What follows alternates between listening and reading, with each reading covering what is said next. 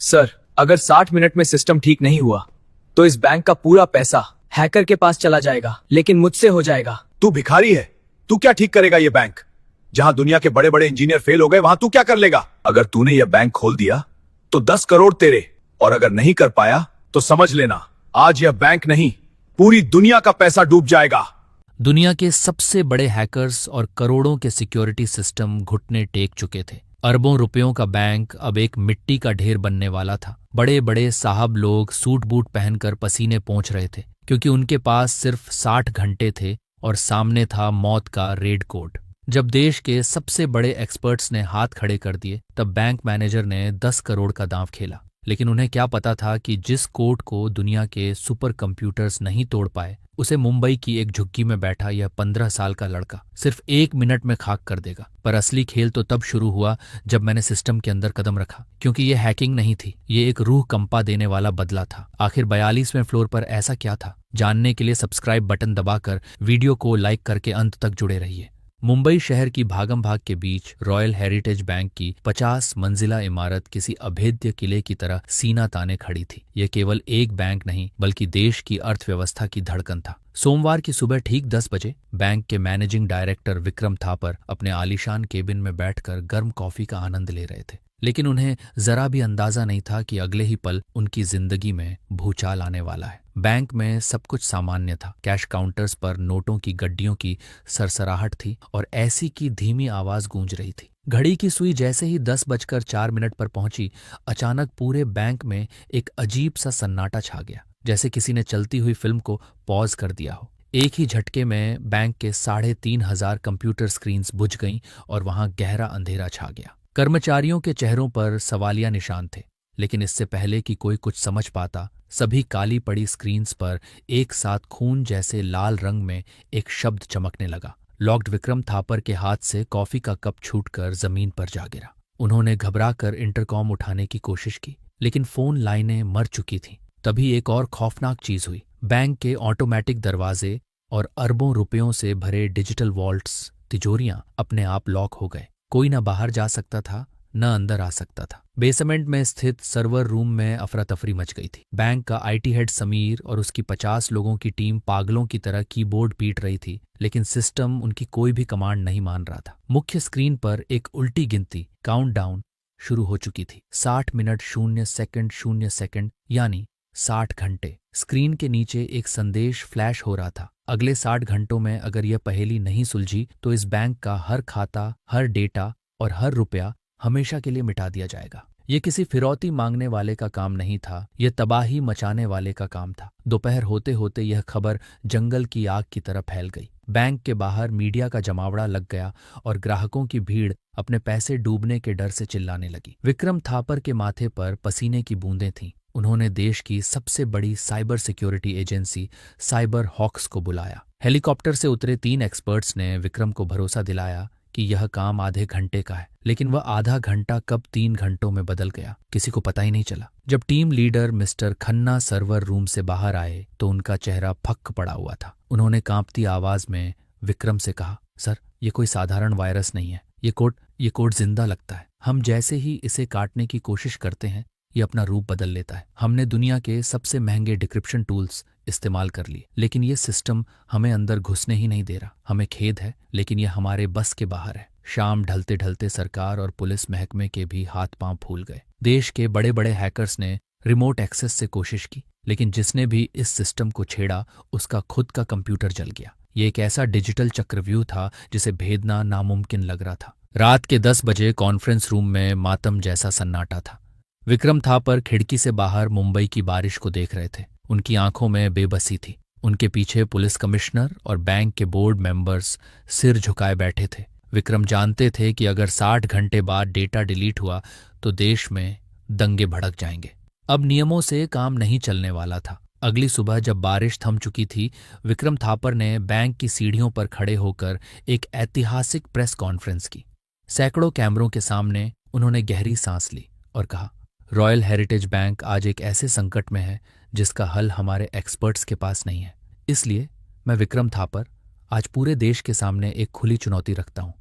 कोई भी, चाहे वो स्टूडेंट हो, फ्रीलांसर हो या कोई अंडरग्राउंड हैकर, जो कोई भी हमारे सिस्टम को अनलॉक करेगा और उस अपराधी का पता लगाएगा, उसे मैं नकद 10 करोड़ रुपए का इनाम दूंगा। साथ ही अगर उस पर कोई पुराना साइबर केस है तो उसे भी रफा दफा किया जाएगा। हमें बस समाधान चाहिए, अभी इसी वक्त। यह ऐलान होते ही पूरे देश में सनसनी फैल गई। हर न्यूज़ चैनल पर ब्रेकिंग न्यूज़ चल रही थी। 10 करोड़ का इनाम, कौन बचाएगा बैंक? सोशल मीडिया पर यह खबर आग की तरह वायरल हो गई। हजारों लोगों ने अपने लैपटॉप खोल लिए, लेकिन बैंक का सर्वर एक लोहे की दीवार बनकर खड़ा रहा। स्क्रीन पर वही चिढ़ाने वाला मैसेज आता, नाइस ट्राई बट नो। कोशिश अच्छी थी पर नहीं। इधर मुंबई की चकाचौंध से मीलों दूर धारावी की एक तंग और बदबूदार गली में टीन की छत वाली एक छोटी सी खोली में एक अलग ही कहानी शुरू हो रही थी। उस अंधेरे कमरे में कबाड़ से उठाए गए कंप्यूटर पार्ट्स का ढेर लगा था। वहां बैठा था 15 साल का आर्यन। दुबला पतला शरीर, बिखरे बाल और फटे हुए कपड़े। वह एक हाथ से वड़ा पांव खा रहा था और उसकी नजरें सामने चल रहे एक पुराने टीवी पर थीं, जहां विक्रम थापर इनाम की घोषणा कर रहे थे। आर्यन ने खाना छोड़ दिया।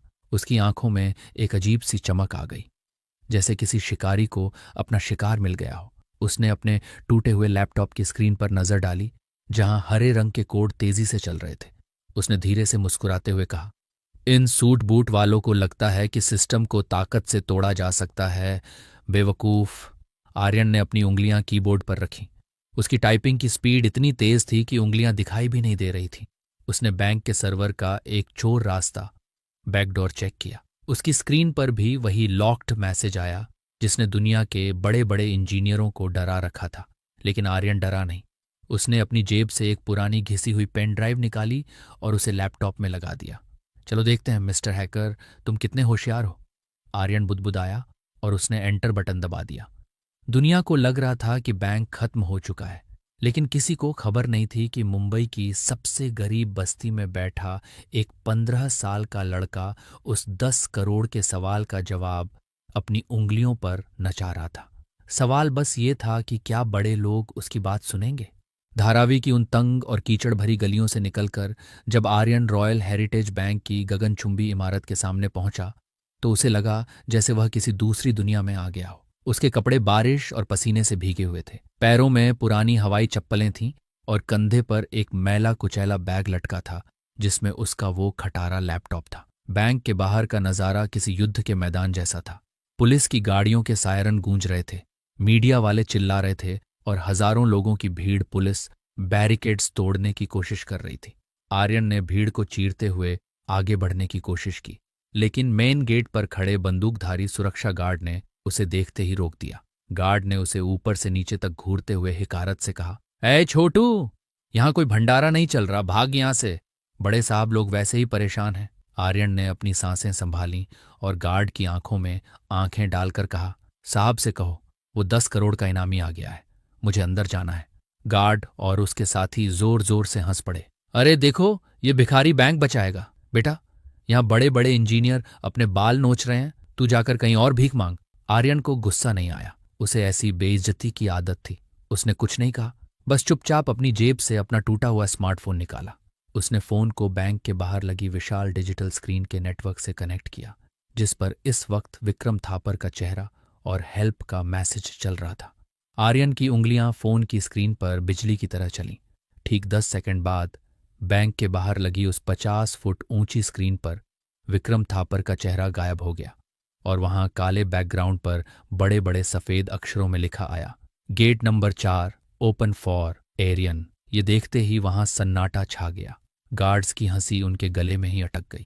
अंदर कंट्रोल रूम में बैठे विक्रम थापर ने जब अपनी स्क्रीन पर यह मैसेज देखा तो वो अपनी कुर्सी से उछल पड़े। उन्होंने तुरंत वॉकी टॉकी पर चिल्लाया, गेट नंबर 4 पर जो भी लड़का खड़ा है उसे इज्जत से अंदर लेकर आओ अभी। 5 मिनट बाद आर्यन बैंक के आलीशान कॉन्फ्रेंस रूम में खड़ा था। वहां का तापमान बेहद ठंडा था और महंगे इत्र की खुशबू आ रही थी जो आर्यन के भीगे कपड़ों की बदबू से बिल्कुल अलग थी। सामने लंबी ओवल टेबल पर विक्रम थापर, पुलिस कमिश्नर और साइबर हॉक्स के हेड मिस्टर खन्ना बैठे थे। मिस्टर खन्ना ने आर्यन को देखते ही माथा पीट लिया। मिस्टर थापर, क्या आप मजाक कर रहे हैं? ये बच्चा, इसके हाथ में जो लैपटॉप है उससे तो वीडियो गेम भी ठीक से नहीं चलेगा। ये हमारा सर्वर क्या खाक ठीक करेगा? कमरे में मौजूद बाकी लोग भी दबी जुबान में हंसने लगे। आर्यन ने किसी की बात का जवाब नहीं दिया। वह सीधा मेन सर्वर टर्मिनल की ओर बढ़ा और कुर्सी खींचकर बैठ गया। उसने अपना पुराना लैपटॉप वहां मौजूद सुपर कंप्यूटर से कनेक्ट किया। मिस्टर खन्ना चिल्लाए, ए लड़के, छूना मत उसे। अगर एक भी गलत की स्ट्रोक लगा तो टाइमर और तेज हो जाएगा। आर्यन ने पलटकर खन्ना को देखा और अपनी शांत लेकिन भारी आवाज में कहा, अंकल, अगर शोर मचाने से सिस्टम खुलता तो अब तक आप लोग खोल चुके होते। अब मुझे मेरा काम करने दीजिए। कमरे में सन्नाटा पसर गया। आर्यन ने आंखें बंद की, एक गहरी सांस ली और कीबोर्ड पर हाथ रख दिया। जैसे ही उसकी उंगलियां चलीं, स्क्रीन पर चल रहे कोड का रंग बदलने लगा। जो कोड पहले लाल था वो धीरे धीरे पीला होने लगा। आर्यन की स्पीड इतनी तेज थी कि देखने वालों की पलकें झपकना भूल गईं। ये पॉलीमॉर्फिक कोड नहीं है, आर्यन ने टाइप करते हुए कहा। ये एक मिरर ट्रैप है। आप लोग बाहर से हमला रोकने की कोशिश कर रहे थे, लेकिन ये हमला बाहर से हो ही नहीं रहा। विक्रम थापर हैरान होकर आगे झुके। क्या मतलब? हमला बाहर से नहीं हो रहा? आर्यन ने एंटर की जोर से दबाई और स्क्रीन पर एक नक्शा खुल गया। सर, हैकर ने सिस्टम को ऐसे डिजाइन किया है कि हमें लगे हमला विदेश से हो रहा है, लेकिन सिग्नल का सोर्स इसी बिल्डिंग के अंदर से आ रहा है। ये सुनते ही पुलिस कमिश्नर और विक्रम के पैरों तले जमीन खिसक गई। बिल्डिंग के अंदर? लेकिन ये कैसे मुमकिन है? सर्वर रूम सील है। तभी अचानक स्क्रीन पर चल रहा टाइमर, जो 50 घंटे दिखा रहा था, एकदम से बदलकर 1 घंटा पर आ गया। यानी अब 60 घंटे नहीं, सिर्फ 1 घंटा बचा था। सिस्टम ने आर्यन की चालाकी पकड़ ली थी। स्पीकर से एक मशीनी और डरावनी आवाज गूंजी, बहुत अच्छे छोटे उस्ताद, तुमने मेरा पता तो लगा लिया, लेकिन अब खेल का नियम बदल गया है। तुम्हारे पास सिर्फ 60 मिनट हैं। अगर 1 घंटे में मुझे नहीं रोका तो बैंक का पूरा डेटा ब्लास्ट हो जाएगा। खन्ना घबराकर चिल्लाने लगे, मैंने कहा था इस बच्चे को मत आने दो, इसने सब बर्बाद कर दिया। लेकिन आर्यन के चेहरे पर डर नहीं था। उसने विक्रम की आंखों में देखा और कहा, सर, 10 करोड़ का चेक तैयार रखिए। मुझे पता चल गया है कि यह वायरस कहाँ से ऑपरेट हो रहा है। आर्यन ने स्क्रीन पर एक लोकेशन को पॉइंट किया। वह लोकेशन बैंक का 42वां फ्लोर था। विक्रम का चेहरा पीला पड़ गया। 42वां फ्लोर? वहां तो कोई नहीं जाता। वहां तो हमारा पुराना रिकॉर्ड रूम है, जो सालों से बंद पड़ा है। आर्यन खड़ा हो गया और अपना बैग कंधे पर टांगा। तो चलिए सर, हमें वहीं जाना होगा, क्योंकि आपका सिस्टम कंप्यूटर से हैक नहीं हुआ है, वहां कुछ और ही है। सस्पेंस अपने चरम पर था। एक 15 साल का लड़का, बैंक का मालिक और पुलिस कमिश्नर अब लिफ्ट की तरफ भाग रहे थे, जबकि घड़ी की सुइयां उनकी मौत की उल्टी गिनती गिन रही थी। 79 मिनट, 50 मिनट, 57 मिनट। 42वें फ्लोर पर ऐसा क्या था जो सालों से बंद था? और क्या आर्यन सच में डेटा बचा पाएगा, या वह खुद किसी बड़ी साजिश का शिकार होने जा रहा था? लिफ्ट की स्क्रीन पर 42 का नंबर फ्लैश हुआ और दरवाजा खुल गया। यह फ्लोर अंधेरे में डूबा था और वहां धूल की मोटी परत जमी हुई थी। विक्रम थापर, पुलिस कमिश्नर और आर्यन के साथ 4 हथियारबंद कमांडो अंदर दाखिल हुए। घड़ी की सुई अब केवल 20 मिनट दिखा रही थी। आर्यन अपने हाथ में पकड़े एक छोटे से डिवाइस की स्क्रीन को देख रहा था, जो सिग्नल की ताकत बता रहा था। जैसे जैसे वे फ्लोर के आखिरी छोर पर मौजूद एक पुराने केबिन की तरफ बढ़ रहे थे, डिवाइस की बीप तेज होती जा रही थी। आर्यन उस केबिन के दरवाजे के पास रुक गया। कमांडो ने लात मारकर दरवाजा खोला। सबको लगा था कि अंदर कोई खतरनाक हैकर अपने दर्जनों कंप्यूटरों के साथ बैठा होगा, लेकिन अंदर का नजारा देख सबके होश उड़ गए। केबिन खाली था, वहां कोई इंसान नहीं था। कमरे के बीचों बीच एक पुरानी टेबल पर केवल एक छोटा सा काला बॉक्स रखा था, जिसमें से नीली बत्तियां जल बुझ रही थीं। यह एक क्वांटम राउटर था, जो बैंक के मेन सर्वर से सीधे जुड़ा हुआ था। यह क्या है? विक्रम ने चिल्लाकर पूछा। आर्यन ने शांत स्वर में कहा, यह वो दिमाग है सर, जो आपके पूरे बैंक को निगल रहा है। यह कोई इंसान नहीं, बल्कि एक ऑटोनॉमस एआई प्रोग्राम है, जिसे इस बॉक्स के जरिए अंदर प्लांट किया गया था। तभी उस अंधेरे कमरे में लगी एक पुरानी मॉनिटर स्क्रीन अचानक जल उठी। उस पर एक चेहरा उभरा, जिसे देखकर विक्रम थापर के पसीने छूट गए। वह चेहरा बैंक के ही पूर्व आईटी हेड डॉक्टर खन्ना का था, जिनकी 2 साल पहले एक रहस्यमयी एक्सीडेंट में मौत हो गई थी। स्क्रीन से आवाज आई, विक्रम थापर, मैंने कहा था कि एक दिन तुम अपनी लालच की कीमत चुकाओगे। तुमने मेरे बनाए सुरक्षा सिस्टम को चुराया और मुझे रास्ते से हटा दिया, लेकिन मेरा बनाया हुआ यह एआई प्रोग्राम आज तुम्हारा साम्राज्य खत्म कर देगा। अब सिर्फ 10 मिनट बचे हैं। कमिश्नर चिल्लाया, इस बॉक्स को उखाड़ कर फेंक दो। आर्यन ने तुरंत हाथ बढ़ाकर उन्हें रोका। नहीं, अगर इसे हाथ भी लगाया तो इसमें लगा किल स्विच एक्टिवेट हो जाएगा और सारा डेटा उसी पल जल जाएगा। ये बॉक्स सिर्फ एक ही तरीके से बंद हो सकता है। हमें उस मास्टर पासवर्ड की ज़रूरत है जो डॉक्टर खन्ना ने मरने से पहले बनाया था।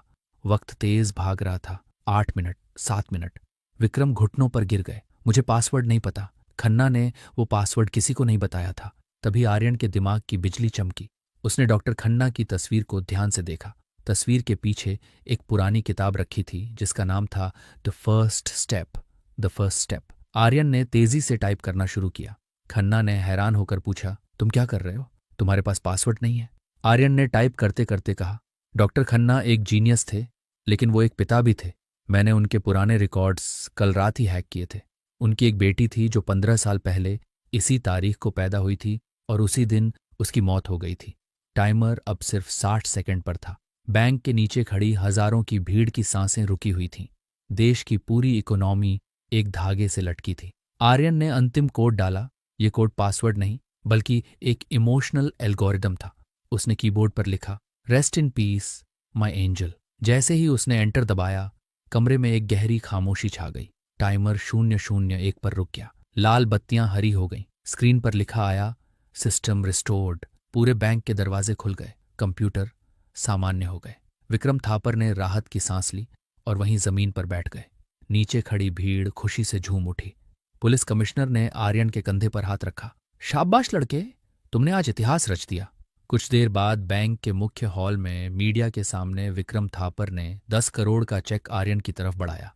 कैमरा की फ्लैश लाइट आर्यन की आंखों को चौंधिया रही थी, लेकिन आर्यन ने चेक हाथ में नहीं लिया। उसने शांत आवाज में माइक पर कहा, मुझे यह पैसे नहीं चाहिए सर। बस इस पैसे से उन लोगों की मदद कीजिए जिनका घर इस बैंक की वजह से उजड़ गया था, और धारावी में एक ऐसा स्कूल खोलिए जहां मेरे जैसे बच्चों को सही रास्ता दिखाया जा सके, न कि अपराधी बनाया जाए। आर्यन वहां से मुड़ा और भीड़ को चीरते हुए अपनी फटी हुई चप्पलें घिसटते हुए बाहर निकल गया।